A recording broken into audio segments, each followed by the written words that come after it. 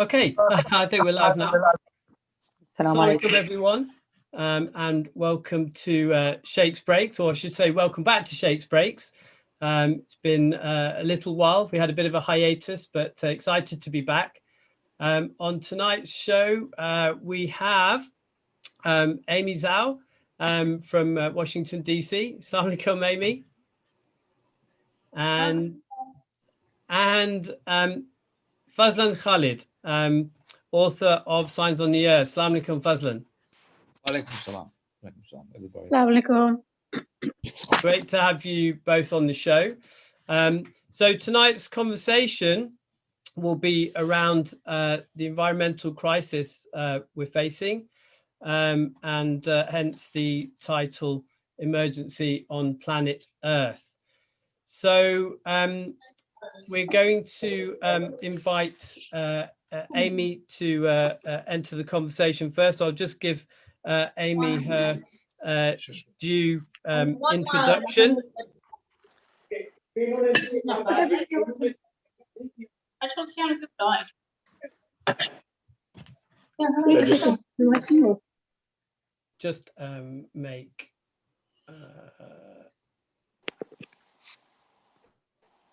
Khalik co-host.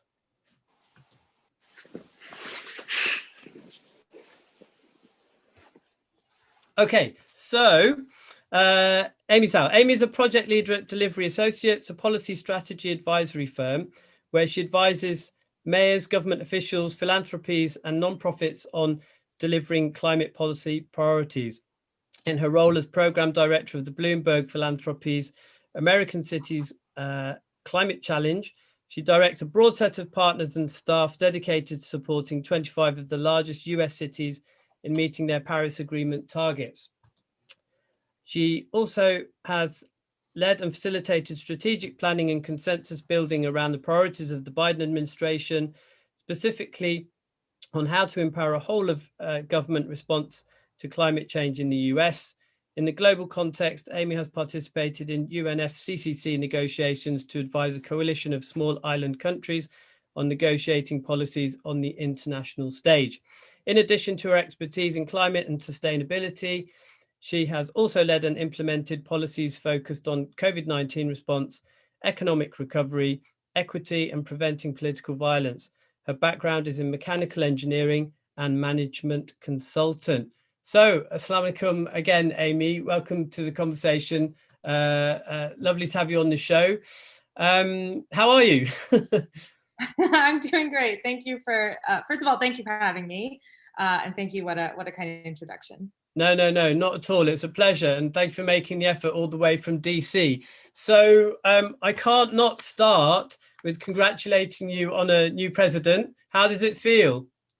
Thank you. Well, I can only speak for myself, but I think I echo the sentiments of a lot of climate advocates and activists in the community that this is a big sigh of relief for everyone. And we have started to kind of turn back and look forward again at advancing some positive climate mitigation policies, both on the US stage, but also more globally and internationally.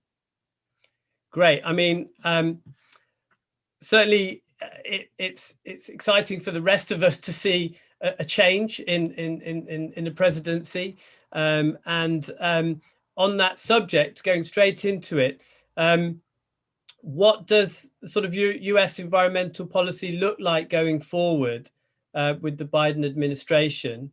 And what would that mean sort of for the global community? Well, that's a very big question. I thought I'd get it in first. Yeah, I mean, I think what I'll do is start with a little bit of context for folks who maybe don't know as much about climate policy overall and where we are globally in the world of trying to get rid of climate change. So the US has, first of all, in the world, we are now approaching dangerous levels of pollution in the atmosphere, which means that we're on the cusp of having irreversible damage to our environment. And this is mainly to our humanity as well, right? These are devastating consequences that cause wars, that contribute to flooding and big disasters like hurricanes and fires. So this is a really, really serious issue, and one that a lot argue we have been coming to far too late. So in order to understand what the Biden administration is doing now, we have to understand what the previous administrations did before him. And of course, I think I'll start with Obama, because Obama was possibly the first president to take really concrete action on climate in the history of the US. So Obama's administration is responsible for kind of leading and architecting the Paris Agreement, possibly the most famous climate agreement of all time, which commits 190 some parties to actually reducing pollution over time in 5-year cycles. And as well as that, he also pioneered the first emissions reductions actions within the federal government. So including regulations to reduce the amount of pollution created from energy generation, so like electricity, burning coal, et cetera, as well as setting strict fuel economy standards for cars. So those are two kind of big progresses that came with the Obama administration. Now, in short of it, Trump basically erased a lot of what Obama did. And so the first priority of the Biden administration is to simply reinstate a lot of those policies. So on day one, he did rejoin the Paris Agreement, which had been previously left by the Trump administration, as well as a number of other actions that he could take on the very first day, such as halting drilling in the Arctic, stopping fossil fuel companies from benefiting from certain subsidies, et cetera. But there's a long way to go for sure, but we're already seeing the tide turn. Cool. And just to clarify for myself and the participants, so Paris Agreement and Kyoto, is that part of the same thing? Yeah, I'm happy to explain kind of what that all means. So to start at kind of the very beginning, the world has known about climate change for a very long time, but only in the early 90s did countries start meeting to actually do something about that. And so in 1992, the UNFCCC was established, which is basically a kind of convening group of all the countries in the world saying, okay, every year we're going to get together and talk about what we're going to do about this crisis. And in 97, the first climate agreement, the Kyoto Protocol, was agreed upon that actually set real targets for certain countries. But the Kyoto only applied to a certain set of countries. I think 37 developed nations had to set targets, and those targets were committed as of 2005. But of course, that isn't enough, and so much time has passed. So in 2015, a larger, more comprehensive agreement called the Paris Agreement replaced Kyoto and basically indoctrinated all the parties, we hope, right? 197 in total is the aspiration to set targets, because the thing about climate change is that it's one of the biggest tragedy of commons problems in the world, right? And individual action can't do much to really solve the problem and doesn't benefit oneself when you do it, but only collective action all at once can really solve the problem. And so that's what the Paris Agreement is really targeted to try to do, is to get all the parties in the world to take action at the same time, in the same good faith, to lower the amount of pollution that we're putting into the environment. Great. I mean, thank you for sort of clearing that up. I mean, we spoke off air about this, and I mentioned that, way back when I did my GCSEs, that I guess that's high school for you, in my geography subject, it was the first I'd heard of sort of deforestation and all the environmental issues that were going on at the time. And Anita Roddick came on the scene, and the Body Shop came. It was all really cool and kind of happening, and it's the first sort of, I guess, venture into environmentalism. But that was, I don't want to reveal my age entirely, but sort of 30 years ago, and we still seem to be in the same situation, talking about the same things, if not worse. I mean, how have we got to where we are? And I know that's another huge question, but can you shed any light on that? Yeah, I mean, I think it's definitely a sad story, and you're right that a lot of these issues have been known for decades. I mean, it's not been a secret that global temperatures have been rising. We've known that for more than 30 years now. And it's also not a secret what particular actions contribute to those temperatures rising. But the problem is that, you know, with any collective action, it's very difficult to kind of get all the parties to agree to do the same thing, especially in the realm of agreeing to make certain sacrifices, because sacrifices have to be made in order to curb the climate crisis. So I'll take one example, which is around emissions accounting. So there's two ways to account for how much pollution people are putting out there into the world, right? One way is, let's just take a point in time. Today, the US is polluting this much and China is polluting this much, right? That's one way to give everyone in the world a kind of moral marker to say, hey, you owe this much to the problem. But the other way is to count historically, right? Because emissions are cumulative. Any pollution that you put into the world, it's not coming back. It's not disappearing ever. So it really is the cumulative pollution that's adding up. And when you count it that way, the US is the largest historic polluter of any country, right? And the so-called developing countries who started industrializing much later than the US actually have less pollution cumulatively over time emitted into the air. Now, this just causes a problem because the question often asked in these big international climate agreements is who owes what? And that's the main challenge. It's impossible to agree. And that's been the main standing kind of disagreement in these climate agreements since the negotiations began.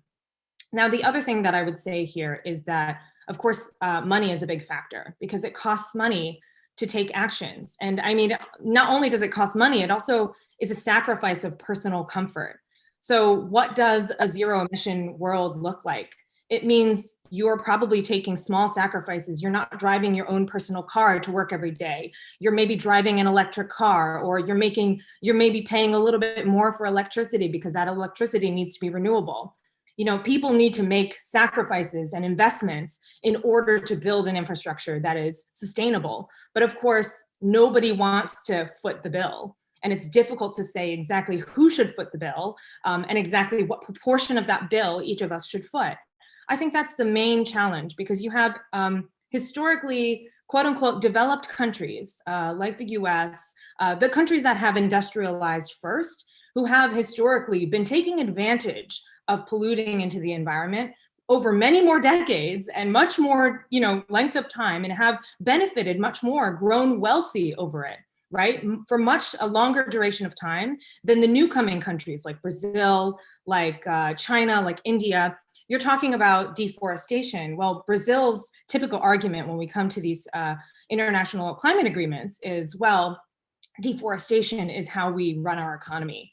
And the US deforested several decades ago and they weren't asked to pay back for it. And so that's when you get into this, this argument of equity and justice, which I think is one of the hardest things to get over when we're talking about taking action to resolve the climate crisis. So you mentioned, thank you for that. So, I mean, you mentioned kind of measurable targets, I think, from Paris. I mean, what targets has the Biden administration set for itself? I mean, in contrast to Trump, sorry, we have no real benchmark because, as far as he's concerned, it's almost like a fake news or a scam. So, what are the sort of realistic, measurable targets going forward? That's a great question, and I have to remark on the difference between chump and Trump. I think the slip of the tongue is not too surprising. So I'll definitely, on behalf of most Americans, can forgive that.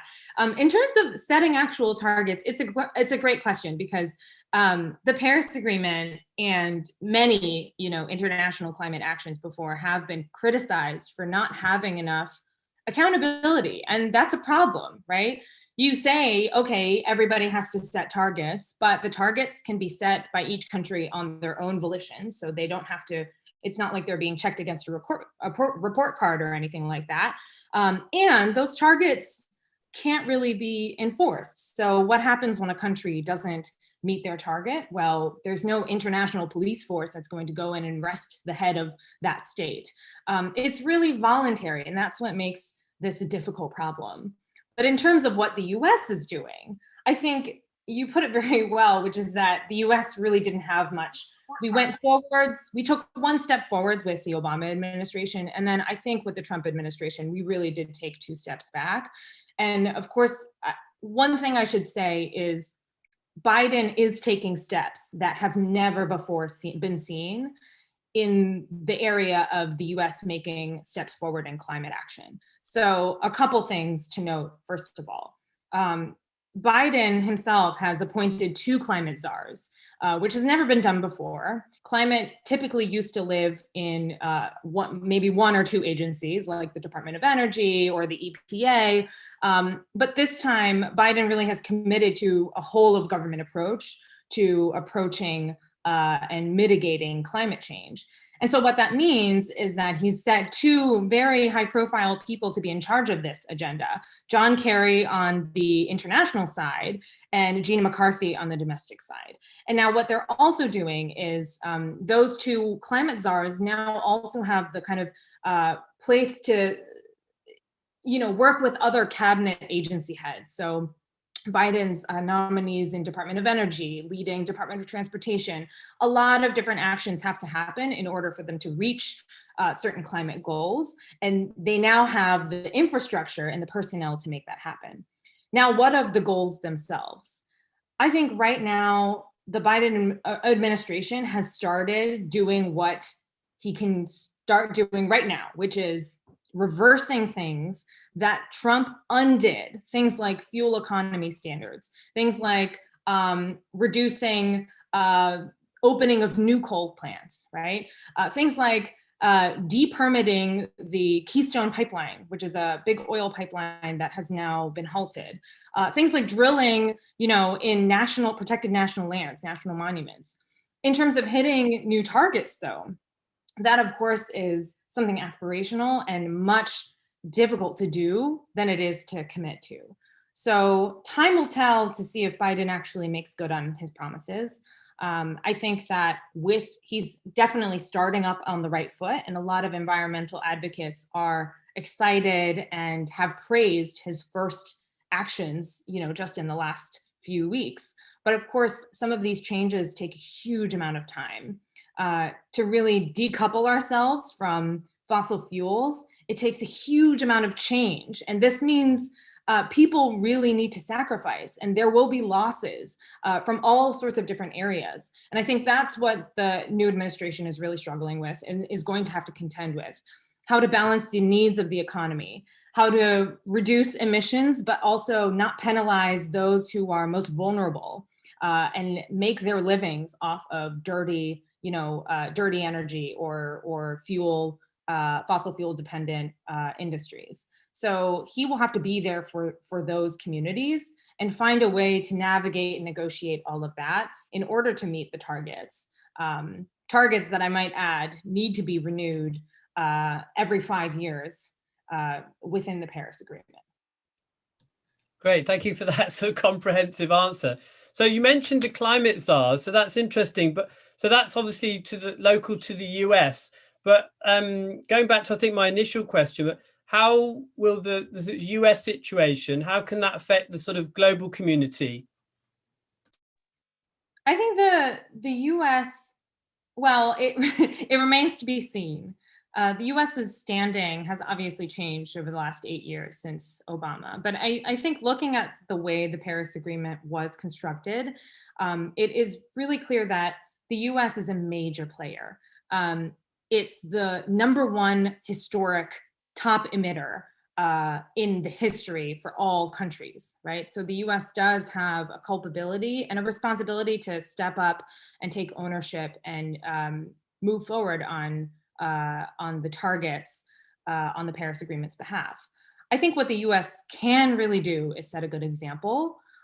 It can also demonstrate the generosity that's needed to get those targets met, not only for peer countries and ally countries, but also for countries who will really have to suffer and sacrifice in order to make their targets happen.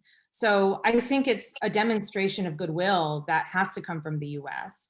I think that that's what we saw in part in the Paris Agreement when that agreement was being negotiated, and what we hopefully will see going forward as countries all over renew their targets and come together and take stock of their progress over the last 6 or so years. Great, thank you, Amy. So one thing that came to mind when you're talking about targets, and I'm not sure if you'll have the data on this, but obviously since the pandemic, has the US, or is there any data globally about sort of reduction in emissions, or what the overall environmental situation looks like with lockdown? You know, simple things which, you know, like cars not being out so much, et cetera, et cetera. Yeah, absolutely. I mean, I have seen some early data that shows that the US emissions has gone down by about 10% in the pandemic year. Now, don't quote me on that exactly, but I do believe the emissions have gone down, and it's no surprise, right? Economic activity basically halted for several months earlier last year, and it has been slow to pick back up. Of course, we're also in the midst of a pandemic and economic crisis and all sorts of things. But yes, in terms of on climate, pollution has gone down. But what I would say is that I think that everybody can agree that this is a very abnormal year. This year, 2021, is likely going to be still abnormal in some ways, but I think that the emissions from the lockdown aren't exactly something we can hold on to for seeing again and again in the future. I think because it was such a, you know, drastic behavior change for so many people around the globe, we won't be expecting to see this emissions dip again. And what the US will have to do, and what hopefully all countries will have to do, is think about how we can continue on the trajectory of this level of emissions reductions, right? 10% a year, let's say, without the lockdown. So how can we slowly start to transition our fuel dependency over to renewable energy slowly enough, but also quickly enough, so that we are continuing to see emissions go down and pollution go down from this year. Yeah, no, I mean, I guess as an advisor of policy, if you're seeing things that make a positive difference as a result of pandemic with regards to the environment, is that not a kind of a steer, a guidance towards what should be done in the future? Yeah, it's a great question. So, and I have certainly been working on this issue as well as others around COVID response since the pandemic happened. And what I can tell you is this: I think the pandemic is obviously a huge crisis and a huge blow to sort of the global health of billions of people, right? The death toll is just staggering. But what the pandemic has done has sort of forced many organizations, institutions to kind of accelerate and innovate very quickly, because how do you work under these conditions, right? One area of potential growth is that, you know, with the ability to work remotely, you could potentially foresee much less travel in the future, and lower travel means lower travel-related emissions. Things like that. Things like, how do you kind of capture any of the emissions reductions that happen in lockdown and sustain those throughout? Things like personal commuting, or even people making their homes more comfortable, that can factor into people making their homes more energy efficient, which is another huge thing that needs to be done in order to curb the crisis. So these are just a few examples. Of course, the policymakers are thinking of this, and also thinking, how do we incentivize and spur that kind of innovation in the private sector and in communities themselves. So how can we try to get people to think more about staying at home?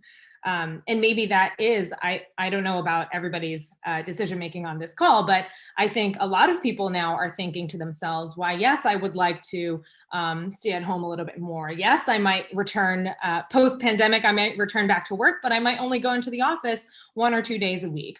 Things like that can make a huge difference. So we'll just have to see how the policy impacts the way we get out of this pandemic. Sure, thank you, Amy. So before we perhaps take some questions from the floor, I'll leave you with sort of one last broad sweeping question. And that is, what are your sort of top three, what are the three most serious environmental issues facing the planet right now from your perspective? I don't mean just from the US, I mean just, you know, off the top of your head, you know, what keeps you up at night? Yeah, that's a great question. Well, I think, like I was telling you before, this issue is so big. You know, there's so many different facets of what's so detrimental about climate change, and it totally ranges. I see somebody put a question about polar bears. I mean, we have serious biodiversity at stake here. We have entire species that aren't able to live anymore because their environments are being destroyed, because of sea level rise, because of salination in their waters. It's all kinds of things, not to mention the impact on humanity. So I think what keeps me up at night is, I think, the question of equity and justice that I mentioned before, that the problem is really around who pays. And to me, I really worry about the people who have to pay, who have almost no culpability in this fight. And on the global stage, what I'm really talking about are less developed countries, countries that are, you know, entirely on small islands or coastal countries, countries like the Maldives, like Bangladesh, countries that stand to have a lot to lose from the crisis, but not a lot of culpability in it, because in fact, they haven't been emitting very much for very long at all. And so that's the struggle that I really feel is at my core is, you know, how can we motivate policymakers across all different countries, across countries who are really culpable for this crisis? How can we motivate them to pay mind and to have that generosity of spirit and to have that empathy to help countries and communities that are really at risk, coastal communities, indigenous communities? That to me is what I think the most about, is how can we balance justice and equity when we solve this? Amazing. I mean, you're clearly extremely passionate about this, Amy, and it clearly comes through. So thank you so much for all your very fluent answers to my perhaps slightly basic questions. But what we'll do now is I'll pass you over to Brother Khalik, and we may take some questions from the chat or live questions from the floor. Khalik, are you there? Yeah, I'm still here. Thank you so much. It's been a fantastic, you know, real amazing information that you've given, and so much passion there. And I think we really do, you know, need to be able to have that, you know, open dialogue about all of this kind of stuff. So hopefully this is a starting point. So we do have a couple of questions. I think Avais was the first person in the group who wanted to ask a question. So I'm going to ask him to unmute his line and ask away there. Hey, assalamu alaikum, Amy, how's everything? Right, just a quick question. So you know these accords, right? So you had Kyoto, Paris, etc., right? It just seems to me this is just another way of states to blow the trumpet politically, and also then use these as a way of bargaining chips against other states. Would you agree with that? Agree with that statement based on what you've seen so far, or do you think they are actually generating movement in the right direction?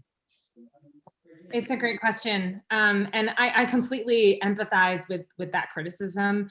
I have been to those negotiations myself and have seen what really is, I think, in some ways, it does seem like the politicians kind of trumpeting themselves over what is basically ends up being quite a lofty agreement. But what I will say is that I disagree with the sentiment that it is completely useless and not really a valuable thing to try to achieve, because I think climate action has to happen at all levels.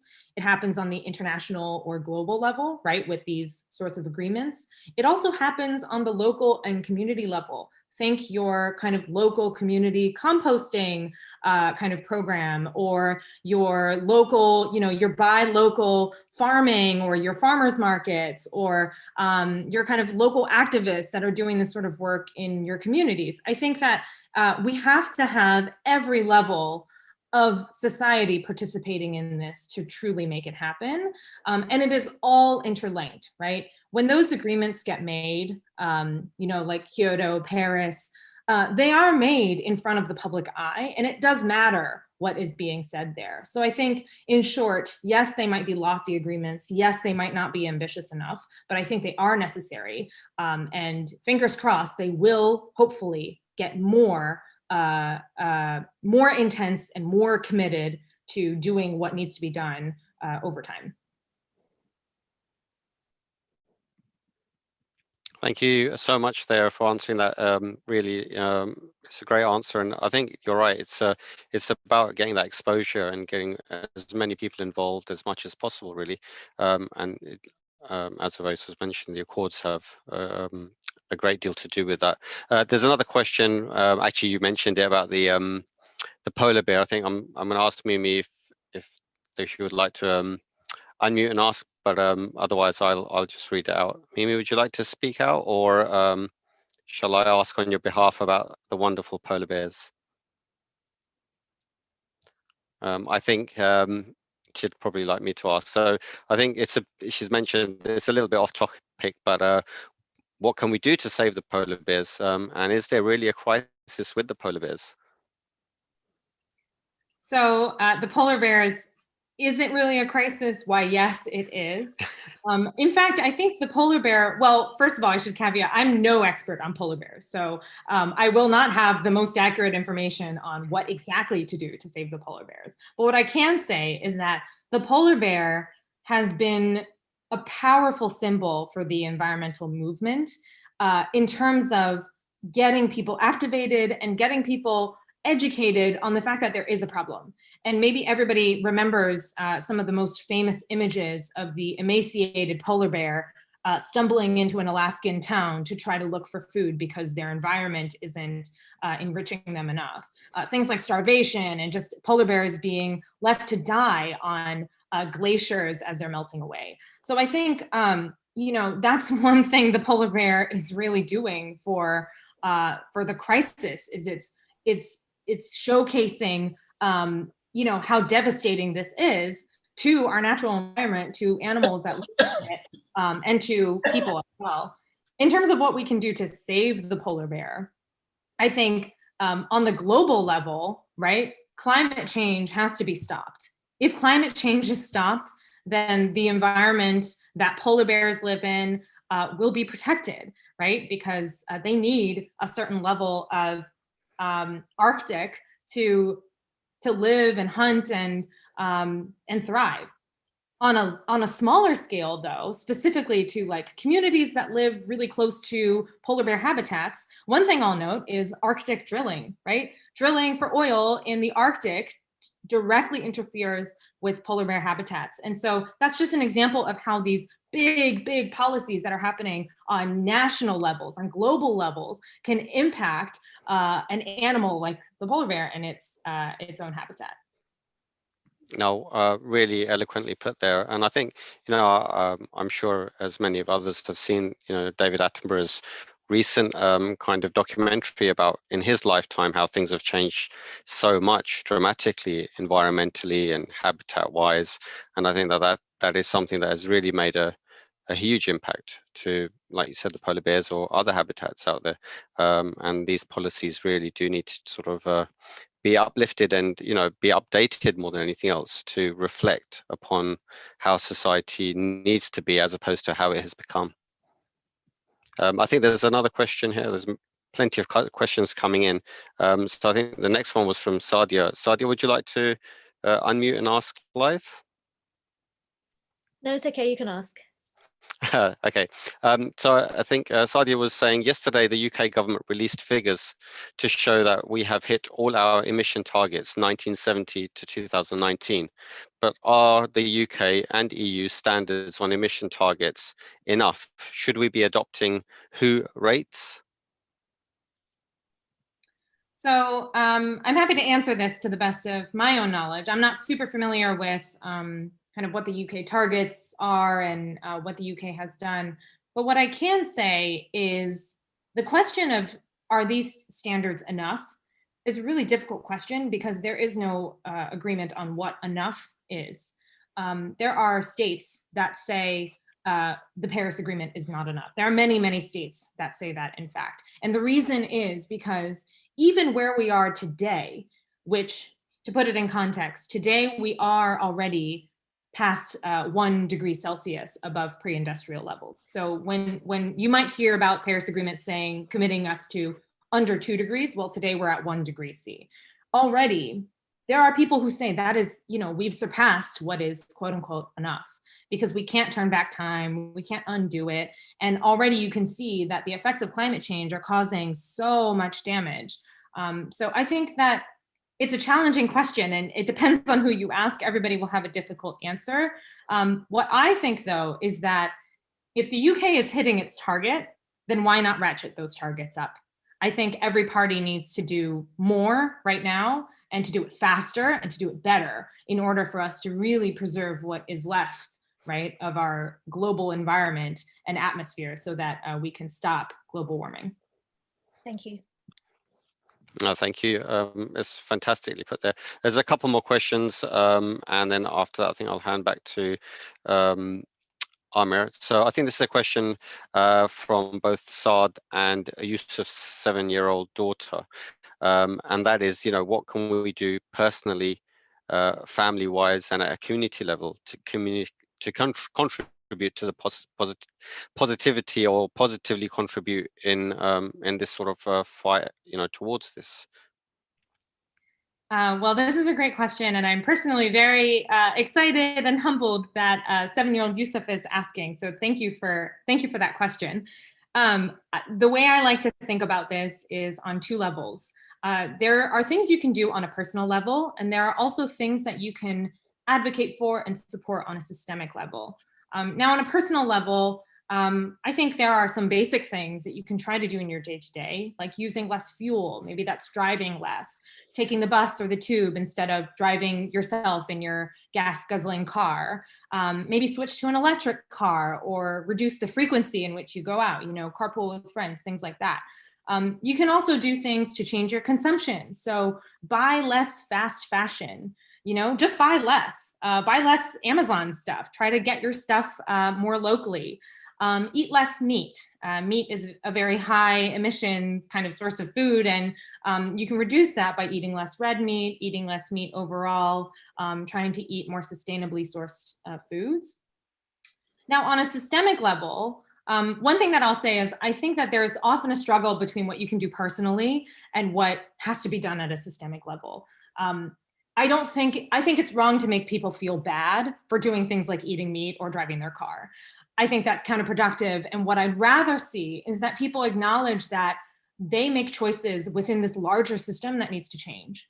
And so some of the systemic things that I think people should advocate for are, you know, in your local elections or in your local communities, support politicians and policies that curb emissions, that try to reduce pollution over time. Right? This means support for more public transportation, cleaner energy, you know, solar, wind, renewable energy, supporting access to local foods, and then also supporting politicians to be held accountable, right?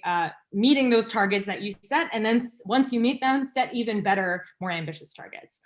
The last thing I would say is, I think for each person, it's really important to remember and acknowledge that we may have to lose to make this action happen, right? There may be loss involved. You may have to pay more for that thing that you're used to paying less for. And I think that's going to be part of this, right? I think, well, I don't know, I can speak for myself. I live in the US and I'm privileged to live in a well-industrialized country that has a lot of comforts and uses a lot of energy to create those comforts. And part of me being interested in this fight is acknowledging that, I might have to pay more in taxes for the fuel in my car, for other things, right? I might have to pay more to help this movement succeed. Yeah, that's really well put there. And I like you mentioned, yeah, there may be cost implications, but it's something really, really important for us all to, acknowledge and deal with. We have a few more questions, actually. They're really coming in. Imran, are you there? Would you like to ask your question? Yeah, hi, Amy. Good to see you on this and a fascinating talk. Amy, I work in the investment space, and we're seeing more and more around ESG funding, sustainability-linked loans. This idea that we can reduce our cost of funding by meeting certain targets in reducing our carbon footprint. I guess my question to you is whether this could be a game changer if we can get large corporates to develop more of an awareness, a conscious, and particular KPIs around this. Or do you think this is just large corporates of greenwashing? Is it a fad that will die down over time? What are you seeing over in the US? Great question, Imran, and hello. I think it's possible for it to be both. And that's what I would say. Because I think that, yes, corporate sustainability does matter. And it matters what companies do and where they invest and how they procure their products and how they make decisions related to their business operations. At the same time, there is an element of greenwashing, right? Companies are getting good publicity for making small changes in the supply chain, or going to recycled plastic instead of non-recycled plastic. I think what we need to remember is that we have to make sure that the greenwashing doesn't outweigh the actual impact. And companies should be held accountable for their actual impact. And what I mean by that is actual pollution reduced. That should be the target. That should be the metric.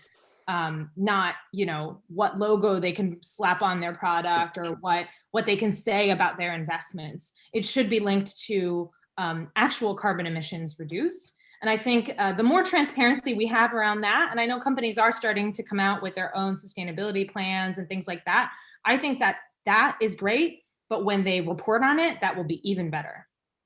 Yeah, thank you. Yeah, thanks so much. Yeah, really well put there. I think there's one last question, and then I think I'll hand you back over to Amir. The last question, I think, is from Ejaz. Ejaz, would you like to unmute your line?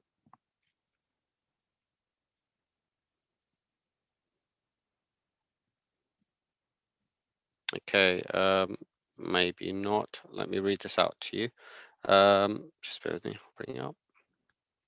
So Ejaz's question was, is it true that motivation of nations to help the environment is inversely related to their overall emissions?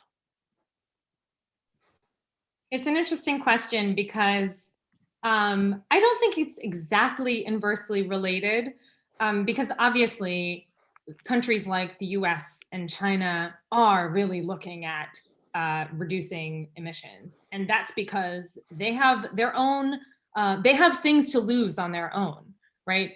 I can speak for the US. We've already seen, record wildfires these past few years, crazy hurricanes, very bad flooding, droughts in parts of the country. So these impacts are already starting to happen to us. And I think that is certainly causing more willingness to contribute to the battle. What I will say is there are countries who have almost no contribution to overall emissions.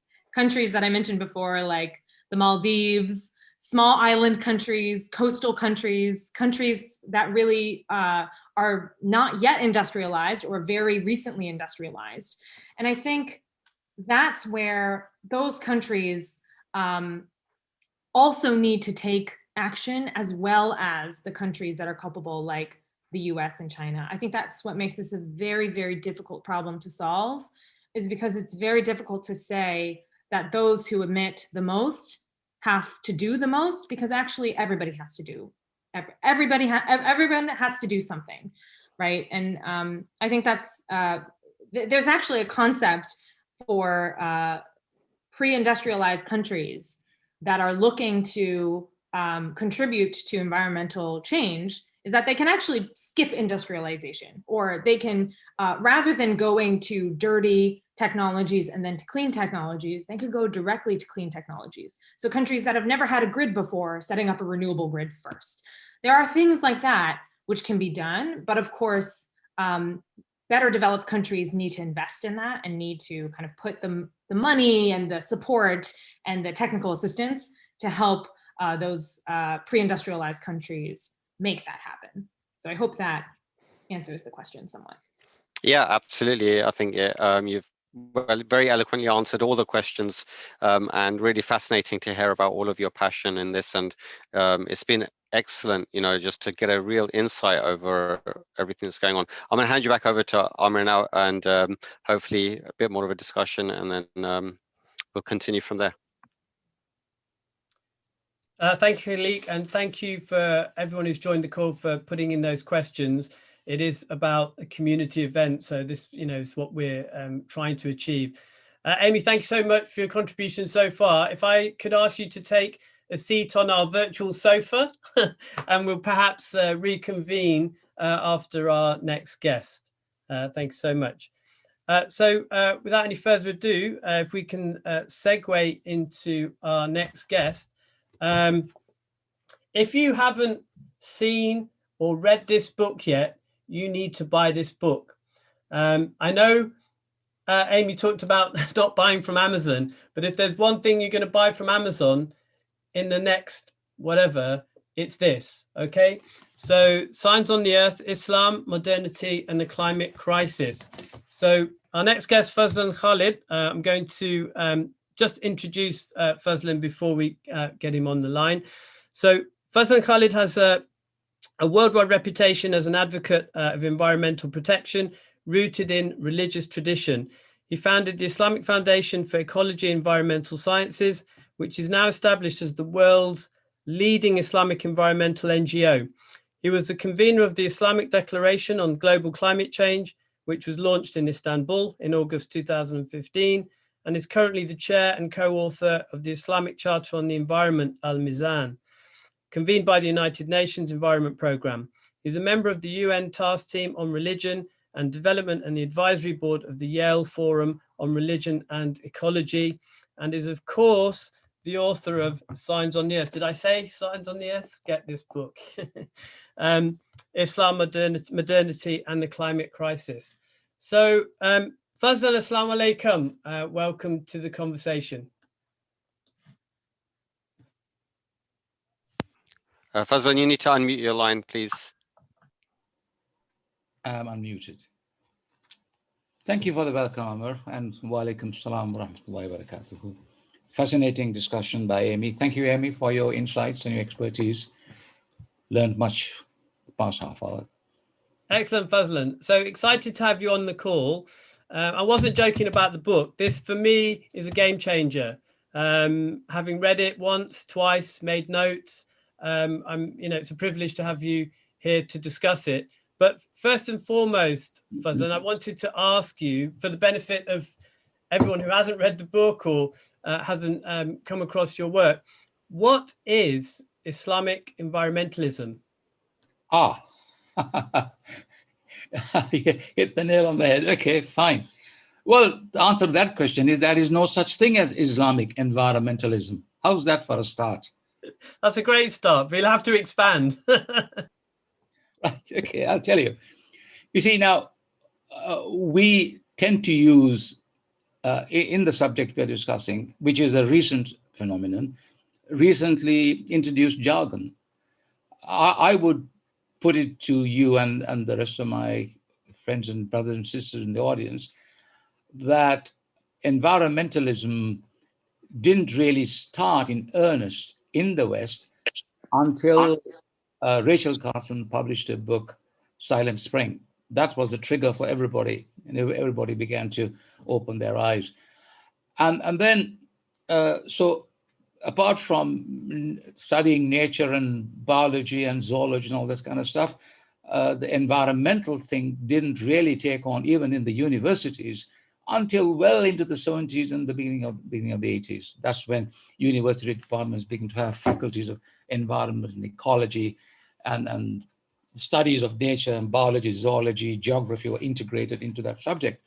Now, as far as the Muslims are concerned, let's face it, we are not a separate entity from the rest of the world. We are really part of the system. We may call themselves Muslims, and Islam may have a way of putting across to us a way of living in the world, but we are in the major political economic system, which has liberal democracy, economic theory, and all the economics since Adam Smith. And so we've taken on the whole baggage of the system, and we are part of it. And we are even speaking, between us, we are speaking English. We go to universities, learn.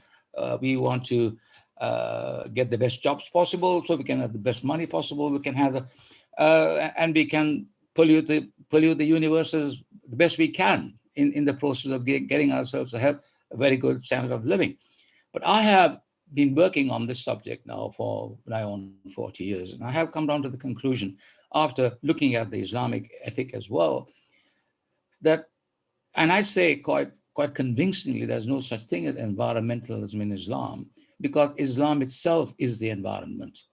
Quite simply, if you follow the Sunnah of the Rasul sallallahu alaihi wasallam, you are an environmentalist. That is the conclusion that I have come to, because it's all there. It's all there. If you look at the way he behaved in his relation to the natural world, in his relation to animals, and the rest of the community, he was very, very frugal, and he was a conservationist. A very simple example of that is when he said to one of his Sahaba who was doing ablutions before prayer, "Why are you wasting water?" And the Sahaba reacted, and he said to the Rasul, "I am doing wudu for prayer." And the Rasul responded by saying, "You don't waste water even if you're by a flowing river." There we go. That is Islamic environmentalism. So what I'm saying is that if you follow the Rasul of Sallallahu Alaihi Wasallam and his behavior in the natural world, you are an environmentalist. That's a very, very kind of bland answer to that question.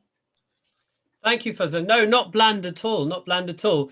But in response to that, I mean, you very nicely married Islam and environmentalism as almost one thing.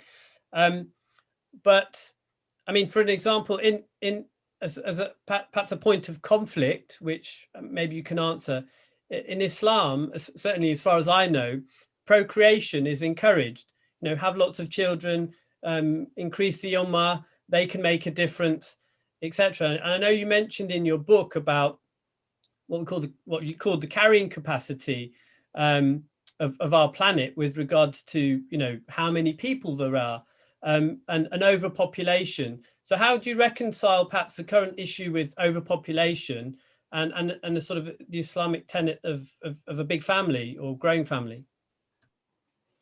Well, I see. All right. Population dynamics is, and I'm not a population expert, but what I can tell you is that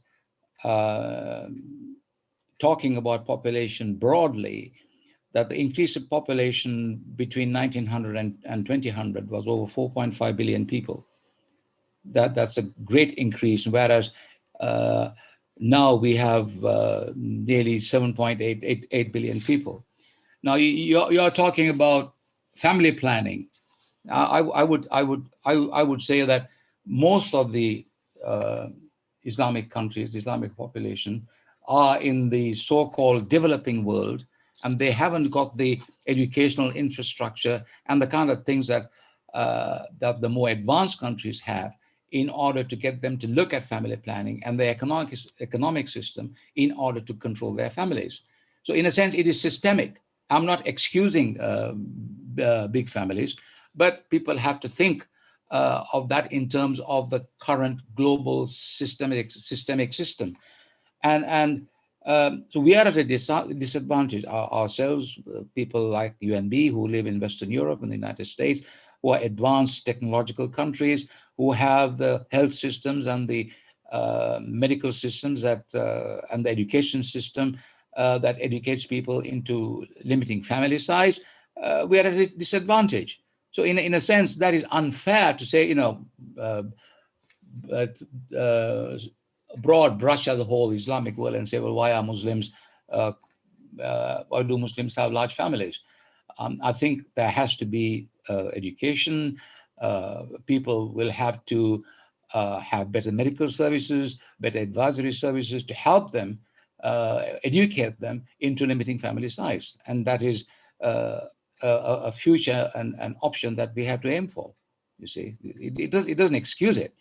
But if you are pointing at, if by that question, I'm not sure, you have to answer that yourself, you intend to say that large families are a problem, large families are the families that create environmental problems. If that's what you're implying. But I would say to that the environmental crisis comes not from the large families themselves, but the overconsumption of the West.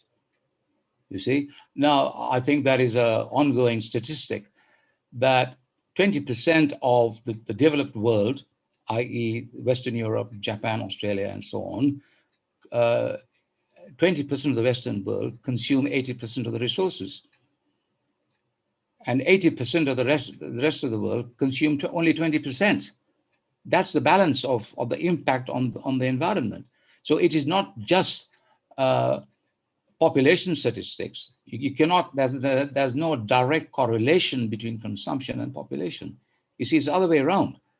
So we have the spending power, we have the education resources, we have the infrastructure, you see, and our spending power far exceeds, and there was a statistic put out some time ago that a 70-year-old man in Tanzania contributes as much energy and so on as the 5-year-old child in the United Kingdom. You see, that's the measure of it. So I would say I would ask people not to get bogged down in this correlating population with environmental concerns. It's in fact consumption. We are the consumers, not the people in Solomon Islands or Bangladesh, or the Maldives even, you see. No, you make an excellent point there, Fazlin, and thank you for sort of clarifying that. But again, you mentioned sort of lifestyle, and you mentioned in the book as well about sort of our resource hungry lifestyles and going back to the 20 and 80%. But if we are in the West and we are leading resource hungry lifestyles, what can you suggest, for the man on the street, for you and I, measures to reduce that sort of resource hungriness? It's a good question, but the answer is a difficult one. But how can we? Now we live in a Western, not just Western, let's say advanced industrial countries, which include Japan, Australia, South Korea. Now increasingly China is coming on the scene. The European Union, UK, North America, and so on. These are highly sophisticated countries with a highly well-regulated industrial system, relying on an equally well-regulated advertising system, which persuades all of us to be consumers. The only reason, or the main reason, that we go out and get a job and get educated to get good jobs is to have enough spending power. And so So we are culpable of over-consuming the limited scarce resources on the planet. A very important education is called David Orr, with Professor David Orr in Oberlin College, Ohio. He said in an essay that he produced some years ago that the greatest polluters are the people in universities who have BAs, PhDs, LLBs, doctors, dentists, and so on, by virtue of the fact of their spending power. They have more spending power and therefore consumers. I mean, he did a lot of research by going to the dustbins of these people and saying they have a lot of waste. You see, so we are culpable. We've got to stop pointing our fingers at other people and start with ourselves. First of all, first thing is to be conscious of what is going on. If you are conscious of that, and then I'm not saying to people don't get good jobs. You know, that's why you learn, and by your parents you're made to learn and get a degree so you can have a profession. So we counterproductive to say, well, I've got a good profession, therefore I have to consume less. But think about it. But think about where you are placed in society, and the good fortune that you have that come your way by the fact that you are living in an advanced industrial country with a good salary and maybe a car or two in your drive and a big house and a lawn and all that kind of stuff. But think about it. But this is why I have a problem with sustainable development as well. Maybe you're going to ask me a question about that. But if you are, I'll preempt that. The whole thing about sustainable development, it has 17 principles, is that sustainable development aims to up the level standards of living of the poorer people. You see, now having listened to Amy, you probably come to the conclusion that the resources of the planet are finite. They have to be divided equitably. But the problem now is you cannot have the people who sustainable development is intended to benefit, consuming a little bit more, and ourselves in the advanced countries continue to consume more and more. It just, something's got to give. So in order for the poor people to benefit, we have to tighten our belts. We have to look at economics. We have to look at growth. I pinpoint the whole thing as the economics of ecology is now beginning to emerge, in the sense that now the have countries have in fact to go to tighten their belts if sustainable development is to work. You see, otherwise, how can you see? It's a shrinking planet. We have a shrinking resource base with more and more people claiming claiming rights on that resource base. It just wouldn't work. So, I mean, on that subject, so I don't know if you've already answered this, but I'll try and frame it because it's from your book, that you mentioned that the people of faith should give more emphasis to a higher quality of life in preference to a higher standard of living. Yes. What does that look like? I mean, look like now, or what will it look like if you are, I mean, what does it look like? It doesn't look very good now because the people of faith are not living the book. So what should we do? We are not, let's be frank about it. We are not a good advertisement for Islam. So what should we do? Well, I would say follow the Sunnah of Rasul. I mean, there is a hadith which says, he said, if I had amount of gold the size of Mount Uhud, I will give everything away and keep just a couple of dinars to pay off a debt. You see, and that was his message. But we can't all chase the rainbow, you know. But the pot of gold at the end of the rainbow is not big enough for us. We are coming to learn. You see, so I mean, we have to make big changes in our lives, because as Amy said, you know, we are not going to reach the 2 degrees centigrade target. Not only that, the actual target is 1.5 degrees centigrade. And will we reach that? We won't. But it's going to change.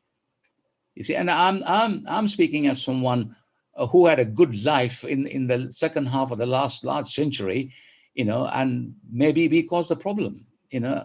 And I asked the question, what are we leaving for my grandchildren? You see, that's how we got to look at. you know, and that is the aspect of zakat, that aspect of sadaqah, that aspect of giving. Good, and Muslims are known to be generous. I think we have to be more generous, and look at the poor parts of the world. But instead of that, we are building. There are 2 racetracks in the Middle East. The people in the Middle East have sent a rocket to Mars. There are these new cities and tall skyscrapers being built. Where are we going with all this? You see, we need to take a look at ourselves, and instead of that, we appear to be on a kind of want to be on the top of the economic league, to be better than the others in terms of rocket propulsion, or the number of golf courses we have, or number of Formula One circuits we have, or number of tall buildings we have. That seems to be the measure, but not what can we do to help people who are less fortunate than us, you see.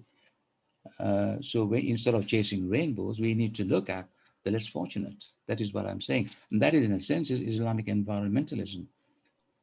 Thank you, Fazlan. Now, something that Amy mentioned, you both mentioned actually, in terms of moving towards perhaps less fossil fuels emissions, was sort of electrification, electric cars, for instance. So if you take that example, there's some controversy, if you like. We had a very famous TV presenter on a very famous TV car show who claimed that actually it was just, actually more environmentally friendly to drive a petrol guzzling old car than it was to drive a brand new, I won't mention any brands, but a brand new electric car.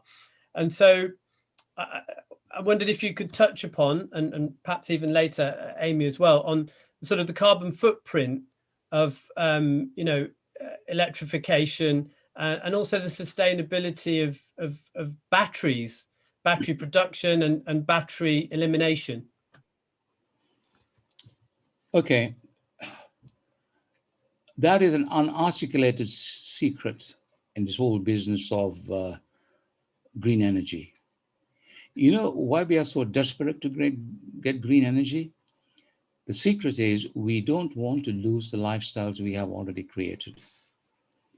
We want green energy replacing fossil fuel energy so we can continue to live the way that we have been living.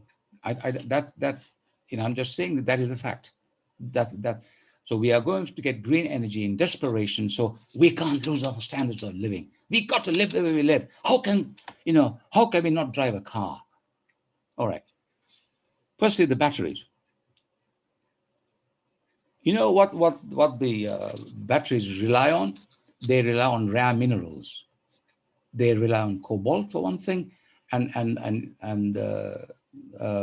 I've forgotten now. Maybe Amy can help me there. The other kind of raw earth, rare earth minerals that are put into batteries.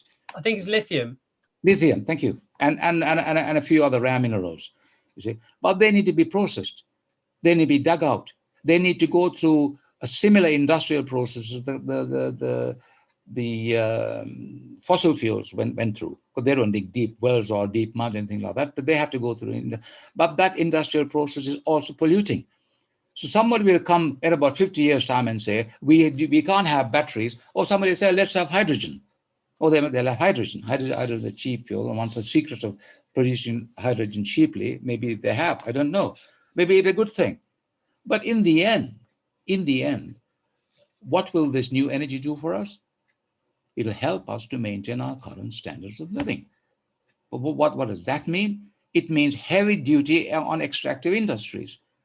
You see, we are still going to need all the iron ore we can mine, all the aluminium and all the minerals that sustain our current lifestyle. So we are not going to change our lifestyles. So we want to kid ourselves by saying, let's use green energy. So we want there'll be less what you call climate change, or reduce climate change, but let's go help the rest of the environment. That kind of change will only be short-lived. You see, if the rest of the world wants to live like Western Europe or the United States of America, you'll need about 4 or 5 planets the size of planet Earth to do that. And that's a statistic. It's true. You see, you can't do it. So what I'm saying is, all right, let's get on the green energy bandwagon and see where it gets us. You see, because we do not want to reduce our consumer patterns. That is the secret. So we want green energy to continue. We are, but the planet already. Amy mentioned biodiversity. It's horrendous. You know, the forests are being cut. Biodiversity is we are losing millions, not just thousands, millions of species. You know, quite rapidly, and they're not just iconic species like the mountain gorilla or the lions or the tigers or the elephants or whatever, but there are these microbes. They are so important for life on Earth, which we don't see, which we are destroying. You see, but we cannot. In the end, I am really questioning this civilizational model. It's as basic as that. You see, which is based on a banking system that creates money out of thin air. You see, so I'm suggesting systemic thinking. You see, even climate change is in a sense is quasi-systemic. It does not deal with the whole issue. I'm talking about root and branch. You see, and there are people who are looking at this, like the Millennium Alliance for Humanity and the Biosphere. They were saying, I got a quote here from them. Understanding the challenges of facing us is challenges of facing a ghastly future. The Secretary General of the United Nations said in November at a conference in Columbia University, put it simply, the planet is broken. You see, 15,000 scientists said in a scientific paper, I've forgotten now, but you know, people are interested in the references in the book, in December 2019, that the planet is also broken, 15,000 scientists. But it seems to me that the political economy is the problem, you see. But there is a template in Islam that can produce a political economy, which again are outlined in the book, which takes care of the environment as well, you know. And so there's a lot of thinking and doing to be done. And we have a template that we can offer the world, but we need to practice it first. You see? Thank you. Yeah. So I just wanted to interject there because before I forgot to ask it, but you mentioned microorganisms, and I couldn't leave this conversation without bringing up COVID. Yes. I mean, you talked in the book as well about the introduction of perhaps new diseases as a result of destruction of the mizan, the balance of microorganisms. Mm-hmm. I mean, do you think that we've got a part to play in the COVID-19? Yeah, I mean, I would, my way of explaining COVID-19 is that it's a technovirus. Now, how you expect me to say, well, what do you mean by that? I'd say that in the past, pre-technology, pre-flying, pre-global village, let us say, there may have been diseases worse than COVID-19. We don't know, but it was local. It was local and it was contained. But now, if you get a virus in Wuhan in China, in 2 weeks' time, it's in London, the United Kingdom, because of the technology that we have created. You see, so how to deal with that is the kind of problem that we've been trying to cope with all these people developing these new vaccines and so on in double quick time so that we can recover from it, you see. And that is the reason why we've got COVID-19. And maybe this is also a lesson for us to learn.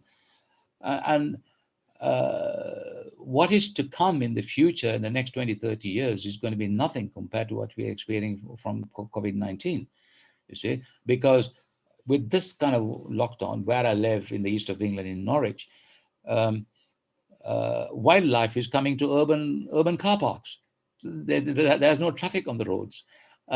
In India and some parts of China, fish are returning to the rivers.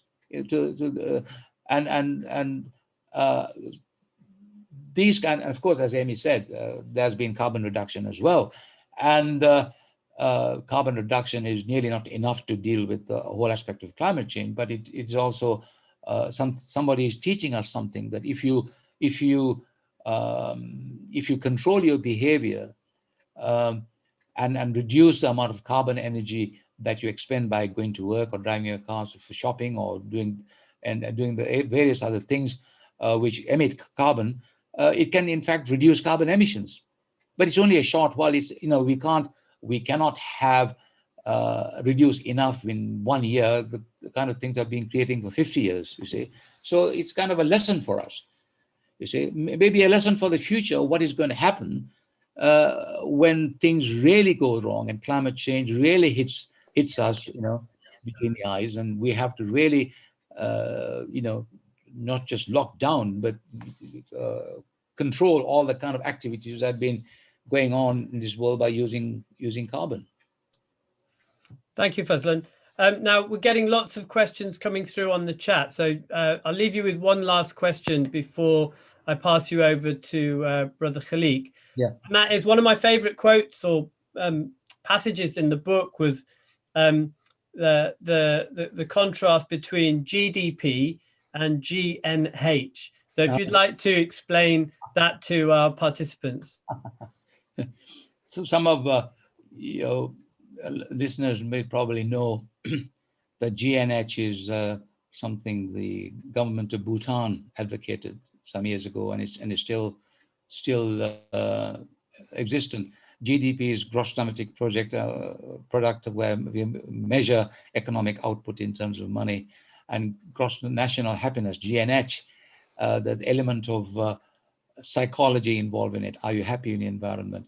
And it has not been easy to establish, because in GDP you can get economic data through the stock exchange, banks, and all the public economic institutes that are there for putting on statistics.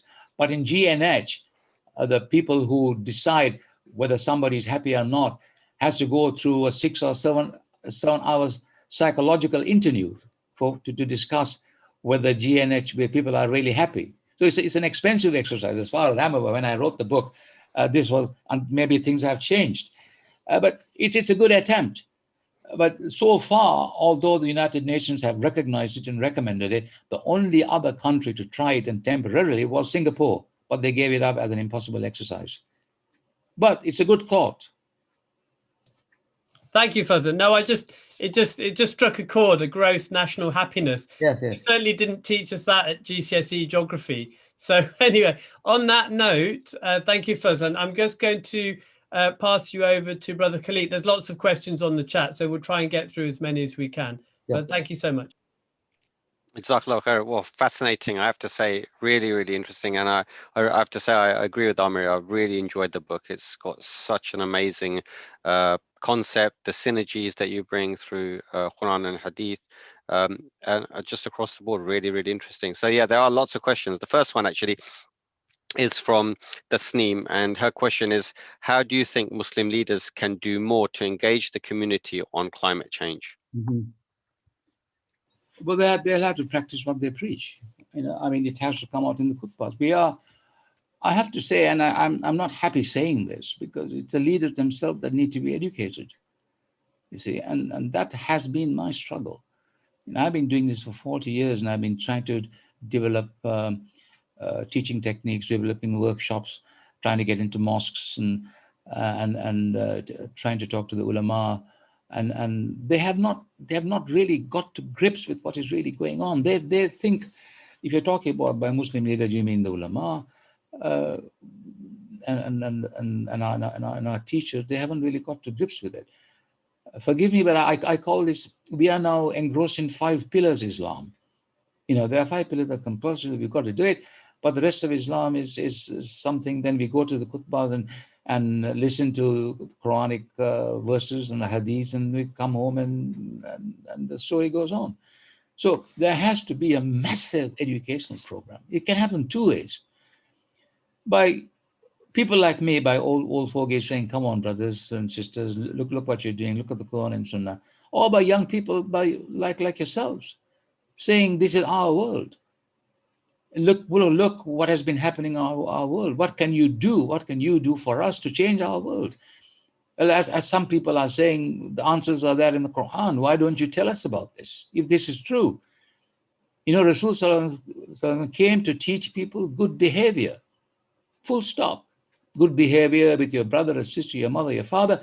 Good behavior with the trees, the bees, and the bees, and the tigers, and so on and so on. And how you treat them. You see, so what about that then? So, well, I take responsibility. I've been doing this for 40 years, devising training courses. But one of the bits of good news that I can give you is that the ulama in Indonesia, why they are so special, maybe it's the nature of the country. They have taken this on full steam, and they have produced about 6 fatwas. And if you go to maybe Google fatwa Indonesia, you might get the answers. But it has to come from not exclusively, because we don't always rely on the pulpit and the khatibs, because Allah gave us responsibility on our shoulders. We are responsible for what is going on.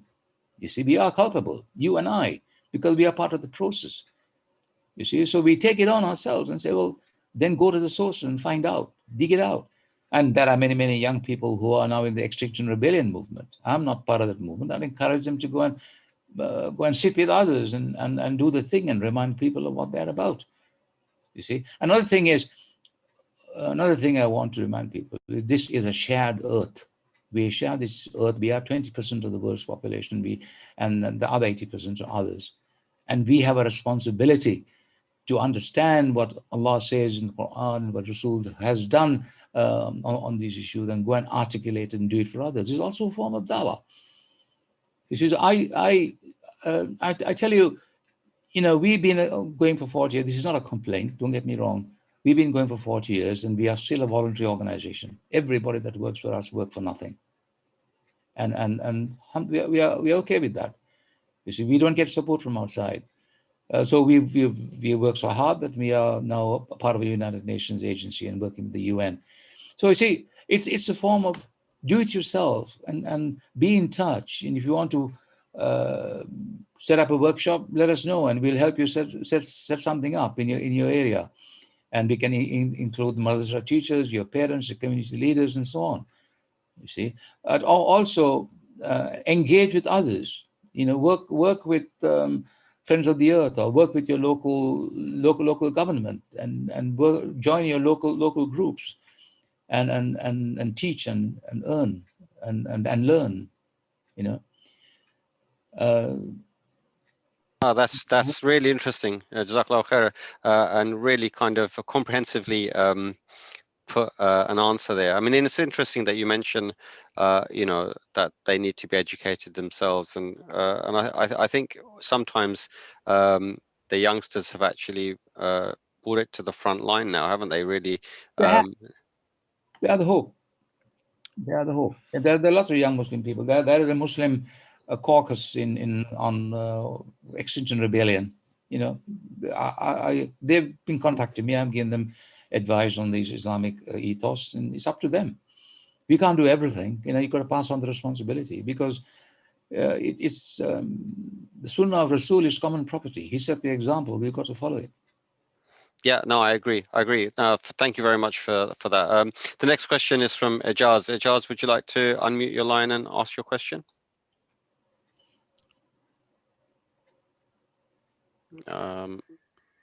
Maybe he's going to ask me to ask on his behalf. Yeah, so let me read this out to you. I think you're saying that as Muslims, we are intrinsically linked to conserving and preserving the environment by being given Khalifa guardianship status by Allah subhanahu wa ta'ala. In that role, we have responsibility to protect all natural resources for all living things, and not just for humans. Yes, absolutely. Yeah, so I mean, do you want to add anything more to that, apart from that you agree, or you just think that is correct in its as a statement? Well, yeah, the earth belongs to all beings. واقم الوزن بالقسط والميزان واقم الوزن بالقسط ولا تكسر الميزان والأرض وضعها للأنام. Give weight with justice and do not skimp in the balance. He laid the earth down for all beings. The earth belongs to all beings. We are just another being with intelligence. The earth does not belong to us exclusively. It belongs to all creatures Allah has created. No, you're right. You're absolutely right. So there is no debate about that. Ijaz, what are you thinking? I don't know. The earth is not just for human beings. We are just another being with an enlarged brain and 5 fingers to manipulate the environment. And we have done a bad job of it. And not being fair, to not being just to other sentient beings who share the earth with us. Yeah, no, you're absolutely right. I mean, I think Ejaz and a few of the others were sort of having lots of discussions while you were speaking, and made it quite really interesting in terms of interaction, really. So the next question is from Nahid, I think. Nahid was asking, we have a duty to look at our conscience and powers within ourselves. Actually, I think she didn't complete her question. That might have been a statement. I'm going to move on from that one. Omar, would you like to ask your question live? Yes, thank you, Khalid. Firstly, big thank you, Fazlun, Khalid, Amizal. Really been inspiring talk from you both. My question, Fazlun, I've read the book, I've left the Amazon review, one of the best books I've ever read, and a big thank you for your contribution. I learned many things from it, and my first question is actually more of a reflection, and that is the key message that I gained was that change will need to come from within, that ultimately everyone needs to look within ourselves and consider the way we're living and shift towards living within our needs rather than our wants, to curb our whims and desires, and to be essentially more altruistic in our way of thinking and follow the prophetic model and Quranic model. That's just a reflection. I was just wondering if you had any sort of comments. Yes, absolutely. If you look at Surah Ad-Dariyat 51, 2021, وَفِي الْأَرْضِ آيَاتٌ لِلْمُوقِنِينَ وَفِي أَنفُسِكُمْ أَفَلَا تُبْصِرُونَ وَفِي الْأَرْضِ آيَاتٌ لِلْمُوقِنِينَ. Allah describes his creation as ayat. The trees, the birds and the bees and the clouds and the sky and everything, there are verses of Allah's ontological Quran, the created Quran. Allah's created Quran is the earth and everything that lives in it. You see, وَفِي الْأَرْضِ آيَاتٌ لِلْمُوقِنِينَ. There are signs on the earth for people with reflection. وَفِي أَنفُسِكُمْ أَفَلَا تُبْصِرُونَ. And in yourselves as well, if you will only look. There are signs of ayat of Allah in yourself. That's how He's created you. So what are we doing? You see, so got to internalize Allah's creation, internalize the environment, internalize the birds and the bees, and consider them as your brothers and sisters. They are part of Allah's creation, no different. As Khalifa, you have a responsibility to protect them. So, and that is quite clear. And when Jibreel alayhi salam came and said to Rasul sallallahu alayhi wa sallam, Iqra, and Rasul, I do not read. Iqra bismi rabbika alladhi khalaq. 3 times he said, I do not read. And said, read. What did he read from? He could not read. What did he read from? He read from Allah's creation. This is why we speak to the scholars for the first 10 years, I think, and I heard right here, that the aspect of ibadah and worship did not enter the Quran. It was all the description of nature, the fitrah. Fitrah. Surah Rum, verse 30. Fitrat Allah hillati fatra nasi alayh. Allah originated creation in His creation, originated us in His creation. لا تبديل لخلق الله. You will not change my creation. ذلك الدين القيم ولكن أكثر الناس لا يعلمون. That is the right religion, but you do not understand. Go and look at Surah Rum 30:30. See what it says there. There are various interpretations, but the best one I have is the one by Arbery, where he juxtaposes the verb and the adverb of fitr. Allah originated you in his original creation. Some translators use the word nature, patterning. There was a patterning of Allah's creation. And in the way I articulated in the book, that patterning emerged after the ice receded 12,000 years ago, and the right kind of climate for civilizations to evolve and came into being. And that was Allah's doing. He created the right climate for us, which we are now destroying. 280 parts per million of carbon dioxide in the atmosphere was constant for thousands of years. Amy confirmed this, some millions of years. And then we concocted the Industrial Revolution and injected fossil fuels in 1750, and we took on the whole role of aggressor to Allah's creation. And we are left with this now. A lot of thinking to be doing, and then doing to be doing as well. You see, my friends, I'm speaking like this because, you know, I'm not going to be here long. I feel for you guys. It's your world, the world of your children. And be mindful of what you do. You are the future leaders. You are the leaders. You take this on. Bismillah. Yeah, inshallah. Khaliqa, just a follow-up question if I can, please. Yeah, please go ahead. Fazlan, may Allah preserve you in good health and happiness. My follow-up was, what would you like to see agreed in the upcoming climate change conference in November this year? Well, that's a difficult one, you see, because as Amy pointed out, the 2021 Paris Agreement, which was successor to the Kyoto Protocol, only came into being because the conference agreed to allow nation states to do their own thing and set their own limits. You see, now the problem with conferences of this nature is that the representatives of individual nation states in the forum are in fact representatives of their people. Now, I'm going back to political economy. Now, their people have voted the politicians into power because, by and large, I say by and large, they want better standards of living, right? Now, better standards of living means growth. Growth means fossil fuels. Fossil fuels means carbon emissions. Now, there's a huge thing there. Now, this is one of the reasons why it has not been possible for the Kyoto Protocol to come into the replacement was supposed to be coming in 2012, but didn't happen till 2015 when the Paris Agreement came into being. So you're asking about the Glasgow summit end of this year in November.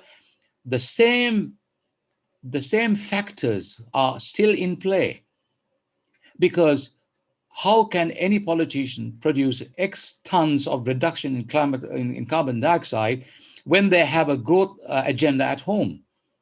It'll be a contradiction for them, you see, and they have to resolve that. You see, now, after what did the new president of the United States, Joe Biden, say when he was inaugurated? He is going to initiate an economic growth model. Now, that is what the electorate wants. Economic growth, better standards of living. You see, but that means now there's going to be a struggle for people like Amy to meet climate output, carbon dioxide output. At the same time, the people can grow. But growth means more consumerism, better standards of living. That is a problem they have to resolve. You see, it's not an easy one, given the current climate situation. You see, so I don't know. I can't look in the crystal ball and say there will be demands made. There will be demands made by the low output countries like the Maldives, Bangladesh, Solomon Islands, you know, and the underdeveloped countries, to say you have to. It is your problem. Why Why are the Solomon Islands going underwater when they are not, and don't intend to be an industrial state? They never put out carbon dioxide emissions, neither did Maldives Islands. Why are they going underwater? Because of the pollution we created. You and I living in the industrial countries. We are responsible for that. You see, so it's not going to be easy. But hopefully we are moving in the right direction. But I think it is too slow. It's too slow. And I don't think, I'm an optimist, but I have to say, COVID-19 is going to look like a carnival when the real things happen in about 20, 30, 40 years' time. Be mindful. That's why I say, give the lead, people. You have to lead and look strong. And I say that, we have the answers, and we have to create the kind of leadership, by we I mean the Muslims, create the kind of leadership that has full intention of following the prophetic model. And how you do it and when you do it is entirely up to the next generation. I'm sorry, but I've done my work. I'm still doing it. Jazakallah khair, Fazlan. Khalid, what I think I'll do is, while you're scanning through the questions, Amy, if I could invite you back into the room, and I think we could probably share out the questions, because there's a few different ones. I'm going to take the first one that I can see here. It's sort of fairly general, and that could be, Amy, if I could bring you in on this. What are biofuels, and are they a solution? Yeah, so I can't claim to be a biofuels expert, but I will comment on what a theme of the conversation for the last 45 minutes or so, sustaining consumption. And I think it is true that this is a challenge for both developed countries in the West, as well as the pre-industrialized countries that are today starting to become more developed, more connected to globalization, more consuming than they were before. And biofuels is one answer, but I think the way that answer plays out is dependent on a lot of things. The question of what kind of energy can get us through, what kind of energy can make the transition for us from fossil fuels to renewables, is the main question that we have to contend with. Do biofuels work for an industrialized society the size of the United States? They do not. The scale that's needed, the vast quantities of biofuels, the transport, et cetera, all of those are considerations.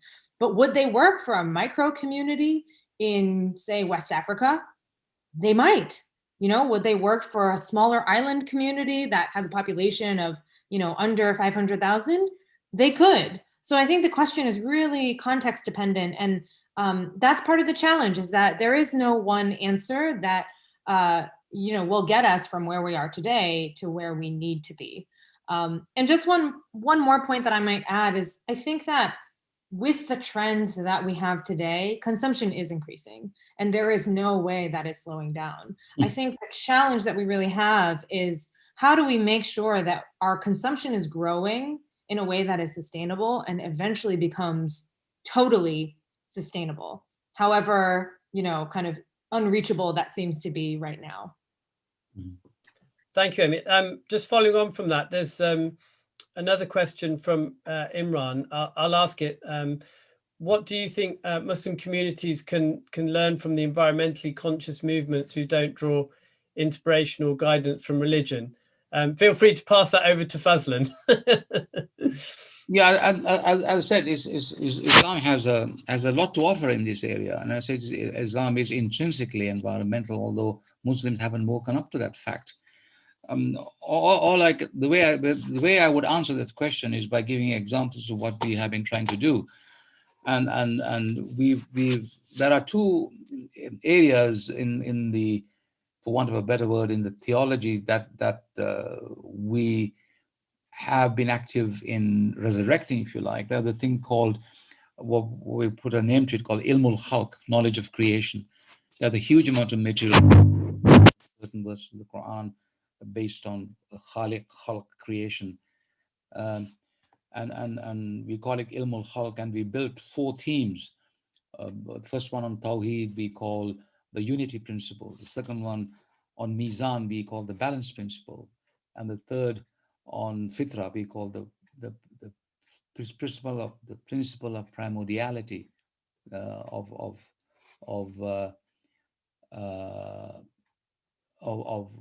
the patterning, of the primordial patterning, and the fourth one of the principle of responsibility. And we have delivered workshops on these principles. And one of the things we did was our first workshop, practical workshop, took place in Zanzibar in 2020. Sorry, not 2020. In 1999, when we were called up by the WWF to stop fishermen from dynamiting coral reefs. And we did a workshop there that lasted 24 to 48 hours, and we stopped them, purely giving them the study of verses of Quran based on these 4 principles I've been talking to you about. So the WWF said to me, you did in 2 days what we couldn't do in 4 years. So that is a principle that it can work. Going to the sources and giving teachings on these sources and making people conscious that it can be done. And the leader of the fishermen came up to me and said, Brother Khalid, he says to me, we can break the government's laws, but we can't break the laws of Allah in Quran. Full stop. That project lasted 2 years.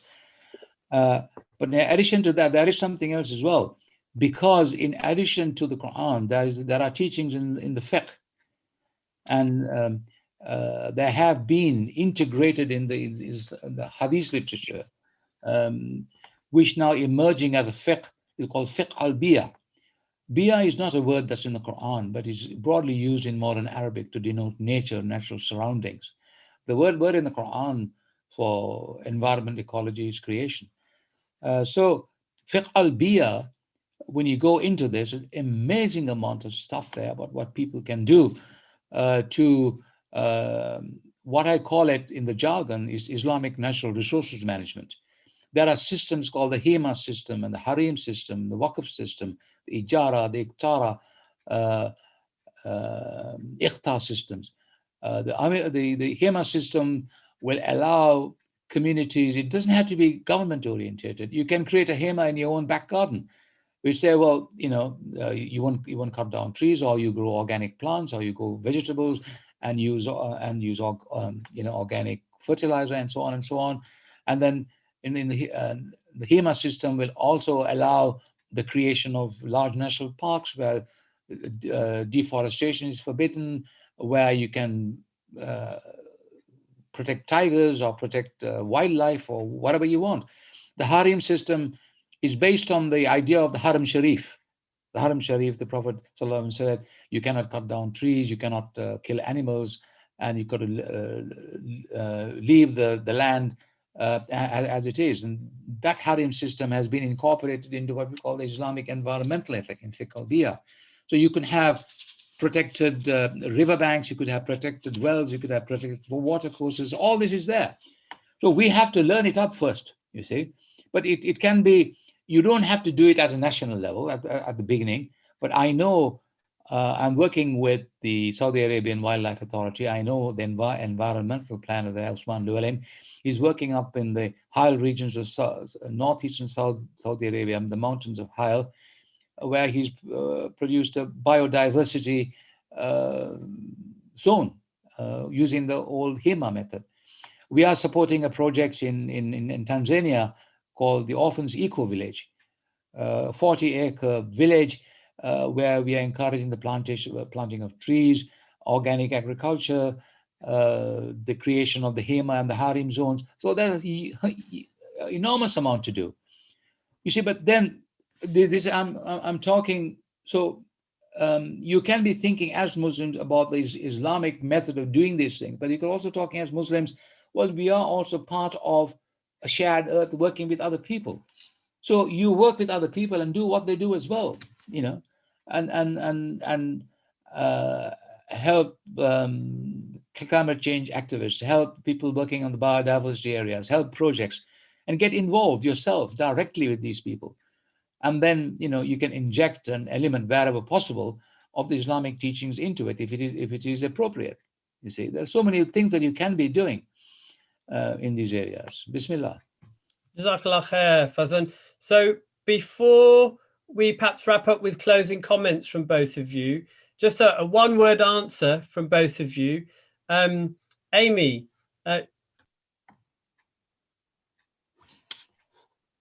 Oh, I didn't hear that question, actually. I think you've just gone on mute.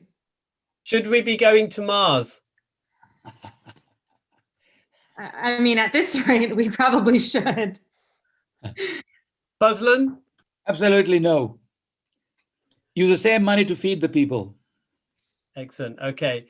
So, Amy, can I just get some closing comments from you and also from Fazlan before we pass back to Brother Khalik for a closing dua? Amy.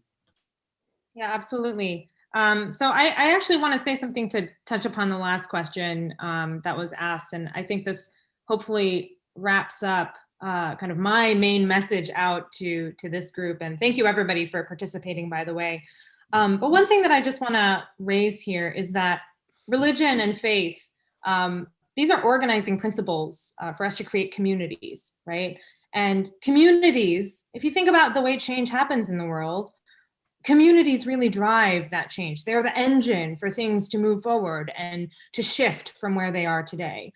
Think about Martin Luther King and the civil rights movement in the US, right? That was made possible by connections between communities, faith communities, with student communities and other activists to make something historic, you know, multiple hundreds of years in the works, change happen in the US. And I think the same can be said for what faith-based communities can be doing in other contexts as well, particularly on this issue. So I think for those of you who are thinking of ways to get involved, try asking yourself, how can you raise awareness of this issue to your local community? And what can you and your community do to try to advance the way that some of these policies and actions are taking place in your country, in your state, in your region, in your county, whatever it may be. So I think I'll just leave it at that. And thank you again for having me. It was really a pleasure.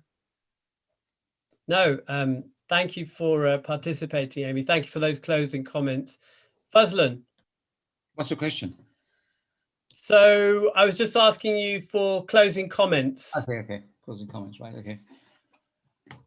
Well, I mean, we are on the edge of a precipice, really, and there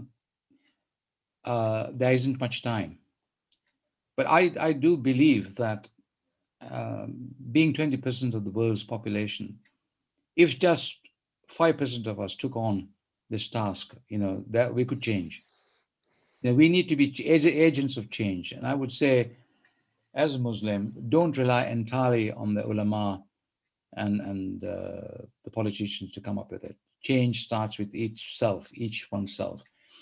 I hope, you know, I don't want to sound at all grand about this, but I'm just saying that we may have laid down the foundations and set people in the right direction of thinking, that there is something quite profound in the Quran and profound in the fiqh that can be used today rather than as a backwater. And I would say the future is in the hands of the young people, mainly the kind of young people who are listening and watching us today. And I pray for them and for their success.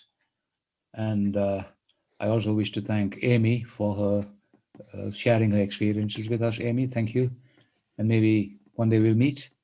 And thank you for the Bromley people in Bromley for organizing this, and I much enjoyed it. Thank you very much. Jazakallah khair, Fazlan. And, you know, inshallah, we'll all be able to meet together. I've said that to all our guests on Sheikhs Breaks. You know, we are a global community now, but, you know, I would really love to actually meet you in person. But please do stay in touch. Inshallah, we can meet at the masjid one day. So thank you, Fazlan, for your closing comments. Khalik, can you close the meeting with a dua? Sure. Yeah. Jazakallah khair. It's been fascinating. Jazakallah to Amy and Fazlun. It's been really wonderful and insightful. Yeah. ربنا آتنا في الدنيا حسنة وفي الآخرة حسنة وقنا عذاب النار. Oh Allah, we ask you to bless our wonderful guests and help them progress in the work that they're conducting for the globe, our communities, and the environment as a whole. We ask Allah subhanahu wa ta'ala to protect us and our families and help us really understand how we can progressively help our future and the future of our generations by conducting ourselves in a manner that will be far more progressive and understandable towards the environment. I mean, oh Allah, we ask you to help us to give education to the future, our children and the students and those who are interested in understanding how to make the environments better.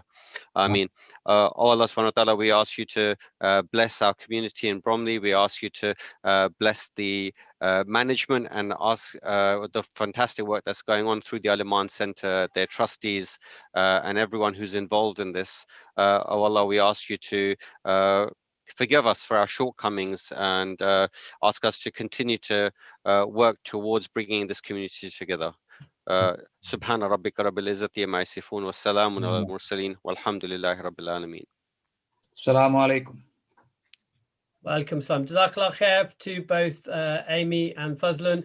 Thank you so much to all the participants that attended. Thank you so much for your questions. Please remember us in your du'as. Forgive us for any mistakes. We try really hard to put on, something a little bit different, something a little bit more engaging while our precious masjid is closed. On the subject of the masjid closure, do remember that we're still in need of funds to keep it going. So please donate generously, visit the website and give what you can. So for this evening, Assalamu alaikum wa rahmatullahi